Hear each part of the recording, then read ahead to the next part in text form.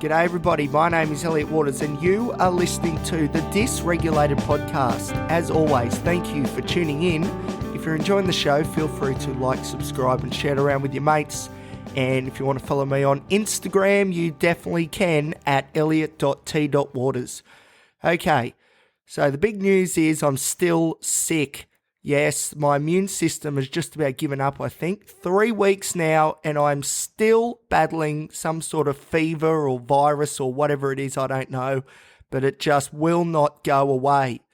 I've got the antibiotics here, a bit of amoxicillin, which is doing nothing, which means it's probably not bacterial, but you got to give it a go because it just will not leave. I don't know what the story is, but anyway, the show must go on.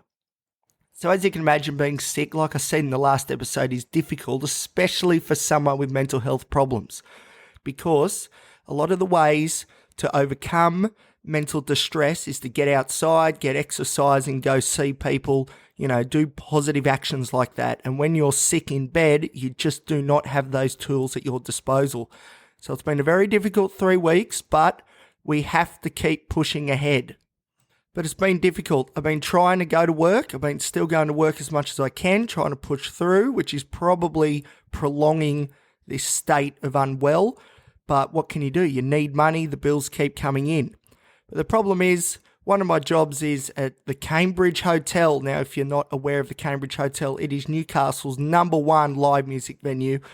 And the problem is, of course, that working at a venue like that, you work late. You don't finish till 3, 4 a.m. So I haven't been able to work at the Cambridge. So my income has halved. So you can imagine the stress that has come because of that. Now, if you do a Google search of what stress does to the immune system, it may explain a little bit as to why this virus will not go. Because stress is not good for the immune system. It's not good at all. So obviously, if you're someone who's baseline levels of stress are quite high, like me, thanks to various anxiety disorders, you can imagine the immune system right off the bat is struggling. And I think it's just about capitulated this time because the anxiety is there, it won't abate, and therefore the virus is just running free. So it's been very, very difficult the last couple of weeks, but hopefully soon we'll wake up one morning and it'll all be over. Wouldn't that be great? I'll tell you what, it makes you appreciate being healthy, that's for sure. Maybe I should improve my diet. Maybe I should improve my sleep habits. I don't know. But hopefully we'll be back on track sooner rather than later so I can get these healthy habits into play, because you just cannot do it. You cannot, change the way that you live life, which is what I'm sort of trying to do. That's the process that's been ongoing for a while now. You can't really do those big changes when your body's fighting itself like it is for me right now. So anyway, the sickness persists. It's not COVID. I've done many rat tests. It's definitely not COVID, but it's definitely something, and it's making life more challenging than I really would like it to be at present. And as a result, I've slipped into a bit of a depressive sort of episode as well, and that makes sense because if you're not empowered and able to do the things that you need to do, not only is that stressful, it's actually depressing because you feel like you're treading water and not really going anywhere, and that's not a good thought either. So it's been a real double whammy, the whole anxiety, depression sort of thing flaring up as well in line with this virus. But, what can you do? You just got to hope that it goes sooner rather than later. Try and be as healthy as possible, drink all the water, all that sort of stuff. And hopefully soon we'll be back on track that we can get stuck into getting some of those healthy habits at play. That would be nice. And another complication related to finances and the fact that my income has diminished as a result of my incapability to work like I normally would, which means we haven't been able to go to the psychologist because, in Australia, psychology, to see a clinical psychologist is about $230. And $230 is a lot of money, especially for someone like me that works, 2 sort of part-time casual jobs at the moment. So we haven't been able to go to the psychologist either, and that just makes it worse. But during the week, I was able to have an appointment with my psychiatrist. So you may remember recently I was prescribed a new medication called sertraline or Zoloft, which we'll talk about in a little bit of depth in a minute. But most recently, I've now been prescribed a new drug called Lyrica, also known as Pregabalin. So Pregabalin is a medication indicated for the treatment of neuropathic pain and fibromyalgia, and also commonly used for people who have chronic migraines. Now, it is also used off-label for the treatment of anxiety disorders. So after I talk about SSRIs now, we're going to talk a little bit more about Lyrica or Pregabalin and the appointment I had with the psychiatrist. So SSRI, sertraline, also known as Zoloft. You may remember from the last episode that I was recently prescribed it, and this is how it's gone. So remembering, I've been on a few SSRIs before, such as fluoxetine or Prozac and escitalopram Lexapro, with little result. So how has the introduction of sertraline gone? It's been a few weeks now, so let's evaluate it. Well, this time around we started with some nausea, although nothing compared to the nausea I've had associated with SNRI use, such as venlafaxine or Effexor. And we'll talk a bit more about SNRIs in a minute too. But this time around, my biggest problem, and it's been mostly problems, I haven't really had that much benefit that I can tell.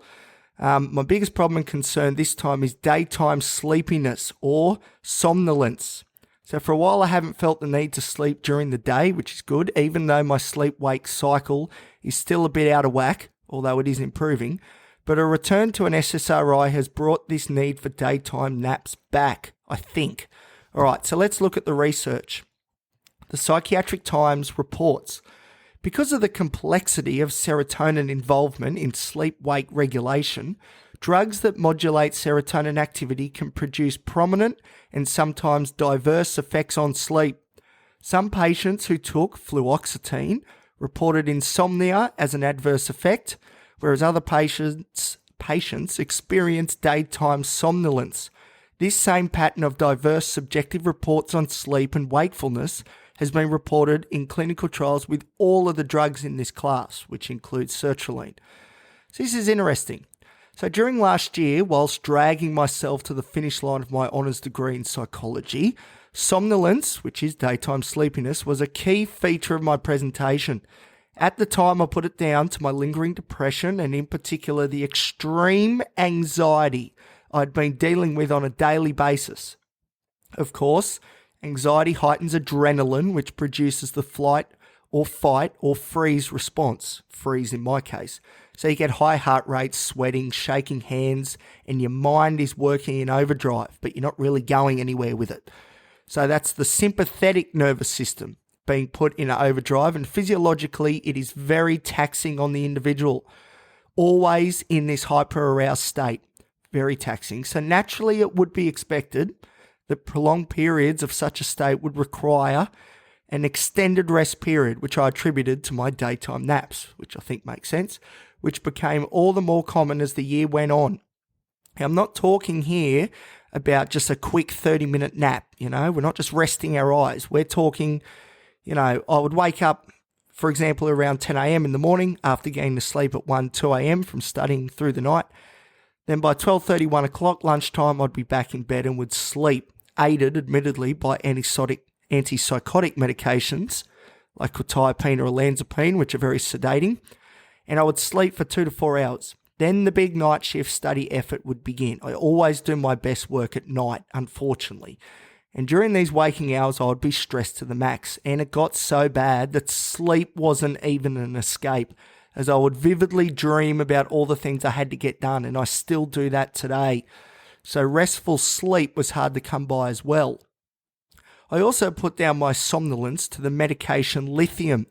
Now, we may remember lithium is prescribed for those with bipolar disorder, such as myself, although I'm not on it anymore, to control those fluctuations in mood. Also during this time, importantly, I was on escitalopram or Lexapro, among many other medications, but I didn't really make the link between Lexapro and somnolence until now. I was certain it was the lithium to blame.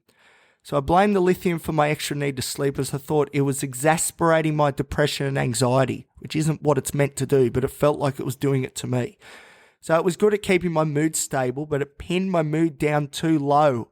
Needless to say, there was no manic or hypomanic episodes during this period of time, unfortunately, because if there was, I probably would have smashed out my thesis in a night. And really, in fact, there was very little positive emotion at all. But in reflection, maybe it wasn't the lithium after all, even if it did make my mood overall worse, which I still think it did. But as far as somnolence go, it may have been the Lexapro pulling the need for sleep levers. Interesting. So another antidepressant I've been on, which you may remember from past episodes, which I'm now not on again, is bupropion or Wellbutrin, which is a bit different as it's an NDRI, so a norepinephrine and dopamine reuptake inhibitor. Very little effect on serotonin. It is far more activating, and I didn't have these sleep problems when I was on it. So more evidence that serotonin may be implicated in my daytime sleepiness and lack of energy problems. So we can just about rule out norepinephrine, dopamine, and medications that act on these neural pathways, as they're not known to produce somnolence generally speaking, although everyone is different, and didn't appear to do so with me. Quite the opposite, in fact. Very activating. Of note, and this is also important, is that stimulant medications like dexamphetamine, Ritalin, or Vyvanse, Vyvanse is what I'm on currently for my ADHD, do their work with norepinephrine and dopamine and rarely cause somnolence, hence why they're stimulants. So SSRIs, or selective serotonin reuptake inhibitors, like sertraline, work by stopping the reabsorption of serotonin at the neuronal level. So between the neurons in the brain at the synaptic cleft, there is more serotonin floating around, and this is thought to alleviate symptoms of depression and anxiety. Serotonin is also implicated in sleep. It is a precursor to melatonin, which many have probably heard of, which is a critical hormone in getting one to fall asleep. But it is a bit more complicated than that. Serotonin, especially when artificially inflated by SSRIs, can reduce REM sleep, that's rapid eye movement sleep. It can induce sleep via its direct mechanism of action, increasing serotonin along with melatonin, or it can keep you awake. So it has a large bearing on one's sleep architecture either way. Something I might add that doctors don't really tell you. In my case, they seem to cause me to sleep more. So some people will find they sleep less on SSRIs, and like I said before, and the research I read out before, some people will get somnolence. It all depends on how you are wired. So how does this happen? Well, we're not entirely sure. Maybe it's because serotonin, in my case, is trying to get me to fall asleep. Perhaps it is because when I am asleep at night, it plays havoc on my sleep architecture and I don't have good quality sleep, which of course causes one to be sleepy during the day. Not particularly sure. I don't really have an opinion either way of which way the serotonin is affecting my sleep, but I think it is certainly doing something. So let's go back to the literature and look at a case study published in the Journal of Adolescent Health by Harrell and colleagues. This paper focused on an individual who was on sertraline like me, but for a much longer period, and this is what they found, and I quote, "A 16-year-old depressed adolescent who had received sertraline treatment for the previous 18 months developed insomnia, daytime somnolence, and a lack of energy. His thyroid tests revealed low levels of total T4, with normal levels of free T4 and TSH, and a normal TRH stimulation test. Discontinuing sertraline resulted in improved sleep and disappearance of daytime somnolence. Although daytime somnolence and low levels of total T4 can mimic hypothyroidism, in this case, sertraline only displaced the bound fraction of total T4 and was not associated with true hypothyroidism." So very briefly, the thyroid produces hormones which regulate many different functions, such as metabolic rate and, of importance here, sleep and energy. So maybe the sertraline is indirectly affecting my energy levels via the thyroid gland. Not sure. But I can confirm that the sertraline is definitely doing something as far as my sleep goes. For a little bit there, for a couple of days, I actually stopped using the sertraline, obviously not at the behest of my doctors, but I did it anyway. And my somnolence problem dissipated for the most part, yet the anxiety remained. So maybe it isn't the heightened arousal state as induced by anxiety that was the blame. It is the serotonin and the effects of SSRIs. But because I've been sick, and as I said, I've gone into a bit of a depressive state, and the anxiety is certainly still sticking around. I have started using sertraline again, and it is a bit hard at the moment to tell if my daytime sleepiness is caused by the sertraline or being sick. So we will wait until I'm healthy to reevaluate that situation. So let's go back to lithium. So I've been off lithium for about 3 months now, and although I initially blamed it for a lot of my woes, I did. Poor old lithium got a lot of the blame. It is becoming clearer that its effects on somnolence may have been overstated. It is the introduction of another SSRI that seems to have the most bearing on this. Of note is that I now don't believe it made my anxiety any worse, that's the lithium, as evidenced by the fact the needle didn't change much either way when comparing symptoms on lithium versus when off it. But on the other hand, I am feeling, or I was before I got sick, a little bit more positive emotion, which is good, but the mood fluctuations have returned, although not as severe as they have been in the past. That's a good thing, but it's definitely something to keep an eye on. Unfortunately, nothing is ever simple or linear when it comes to mental illness, or at least it isn't for me. But to make it more confusing, if it is indeed the SSRI causing this, is it actually the serotonin influence that is causing it? Somnolence is a key symptom for many with depression. SSRIs in the interim tend to make depression worse, not always, but for a lot of people, it does get worse before it gets better. One of the side effects of SSRIs in the short term is an increase in suicidal ideation and suicide risk, which is also something that isn't necessarily told to you by your doctors. So is it the change in serotonin at the synaptic cleft that is causing this daytime sleepiness problem, or is it a result of a worsening depression? I suppose we will find out, because I'm going to stick with it a bit longer, and let's assume that my depression does lift a bit. Will the sleep problem go away with it? That's the question. Is somnolence, in my case, a direct result of altered brain chemistry from the sertraline, or is it an indirect effect of the medication causing, in the short term, depression to get worse before it gets better? So that is the question. But I'll tell you what, we need to find out soon, and this is why. Because I just do not have the appetite to engage with much more trial and error.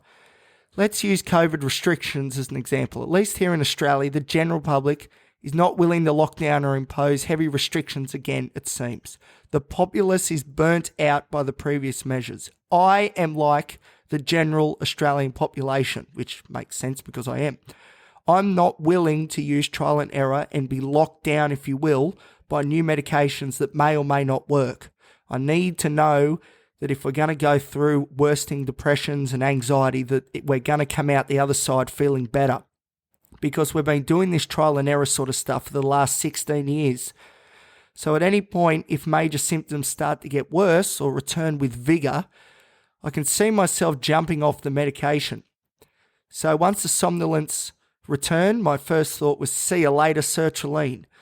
It also doesn't help that I've run out of my stimulant medication, Vyvanse. As I said, stimulant medications tend to counteract somnolence pretty well, but I don't have any left, so that's a problem until my script is renewed in a week or two. But it's true. I am very wary and risk adverse when it comes to SSRIs and side effects, because I've been through this before. The nausea I can handle, which I said earlier that I've been dealing with. But I cannot go back to the days of laying in bed again, although I am at the moment because of being sick. But if we're not sick and we're theoretically healthy physically, there's no reason why I should have to be sleeping in bed all day like I used to do. Because this has a big effect on my quality of life. And I wouldn't say my quality of life at the moment is amazing, obviously. That's sort of the theme of this podcast.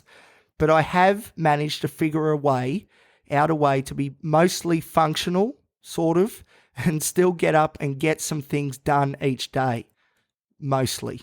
So maybe I'm just getting used to this way of living, sort of holding on for dear life and doing the bare minimum, but still getting by.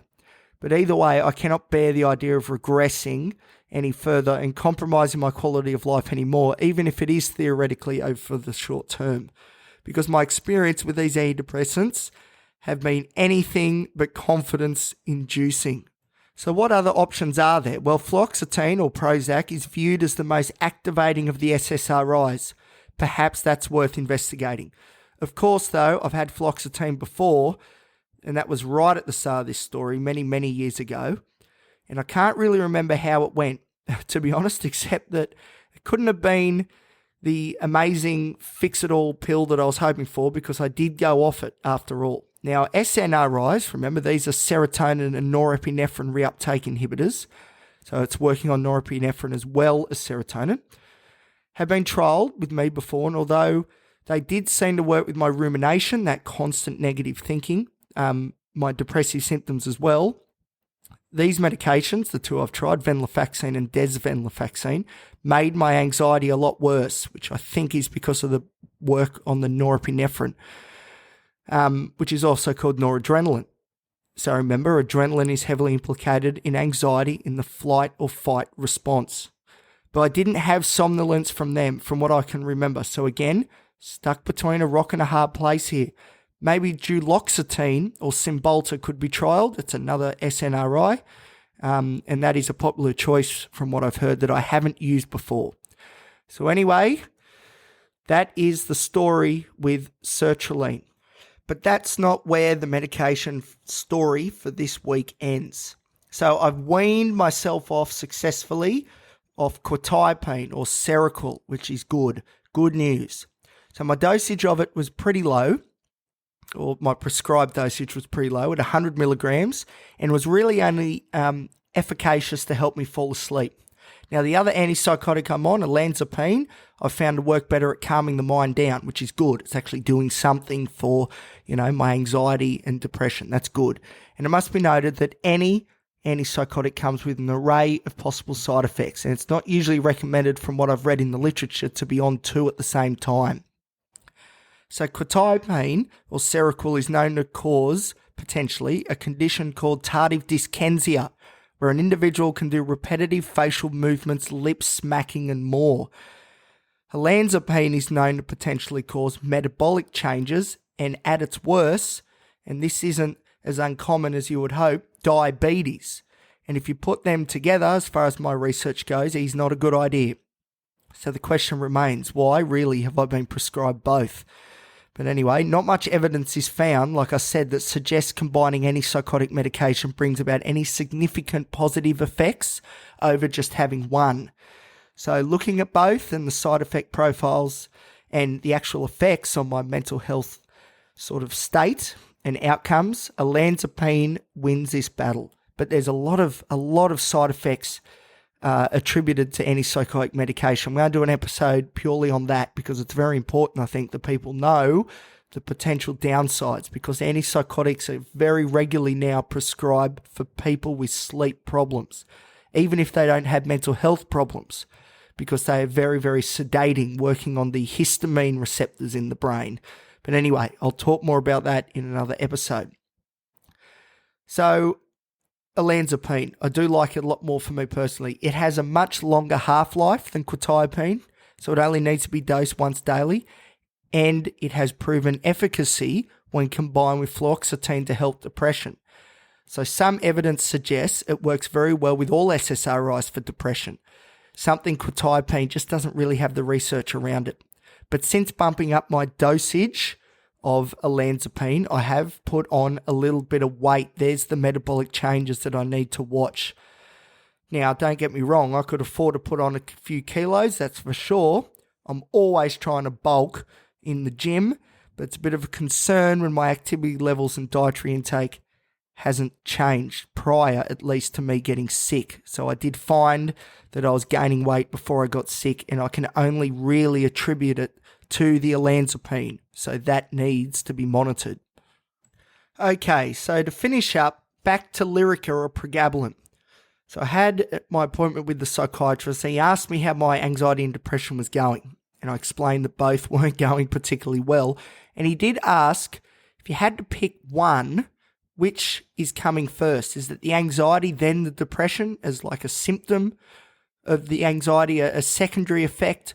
Or is it the depression and then the anxiety coming on as a secondary effect? And I said, no, It's the anxiety that is underlining all of this, as it generally has for the last 16 years, and it's the depression coming second. I think the depression is being caused by the fact that, like I said, I'm unable to do the things I know I need to do to, improve my quality of life for whatever reason, and I'm getting very anxious over that thought, and then I'm getting depressed at the fact that I can't do it. And a lot of the reason why I'm not able to get these things done, to get these new habits formed, is because of the anxiety causing that freeze effect, which plagued me throughout my degree, but it's plagued me throughout my life, really.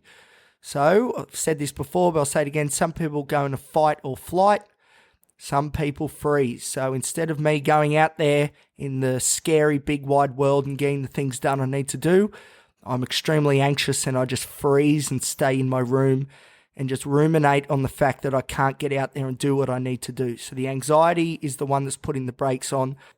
And because the brakes are on and I don't feel like I have the capacity to take the handbrake off, that is causing me to be depressed. So my psychiatrist said if it was the depression coming first, we would bump up the dosage of the sertraline.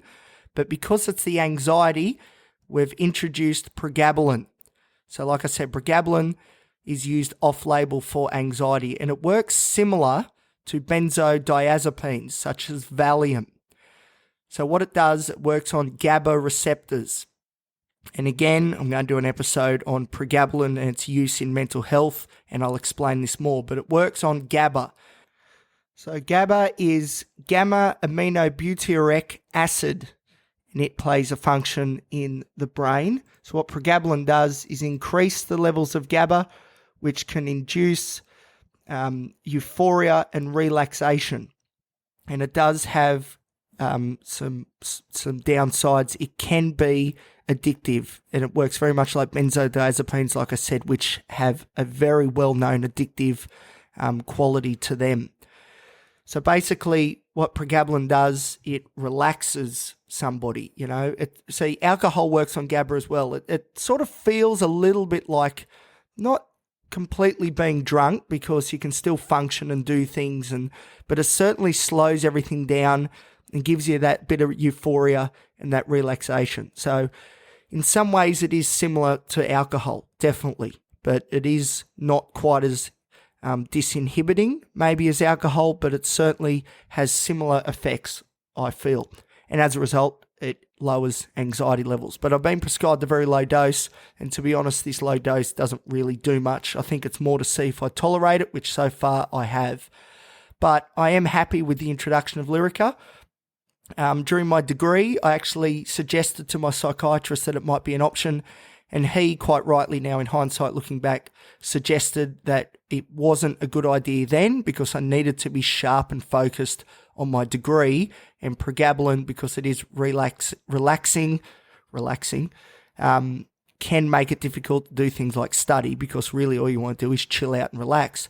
But it is helpful. I've used it before, and it is very helpful in getting, for example, me out of my room and out into the big wide world, and, doing simple things like grocery shopping, filling up the car, stuff like that, going to work. So, the introduction of Lyrica, I think, is a good idea. I think Pregabalin is definitely going to be a part of my story moving forward. It does have addictive qualities for sure, but not quite as bad as benzodiazepines according to the research, so it is a safer option, even though it works in a similar manner. So anyway, that is the latest from me. We're still sick, but we're still pushing on as best we can. That was a very difficult episode to get out. Thank you as always, for listening. If you're enjoying the show, please remember to like, subscribe, and share. I did check the other day. I have a 5-star rating on both Apple and Spotify. So thank you very much for the support. I really do appreciate that. And thank you for listening. We got through that episode. That was a tough one, I tell you what, to get out, but we got there. Resilience is key. Is a key feature of this podcast, that's for sure.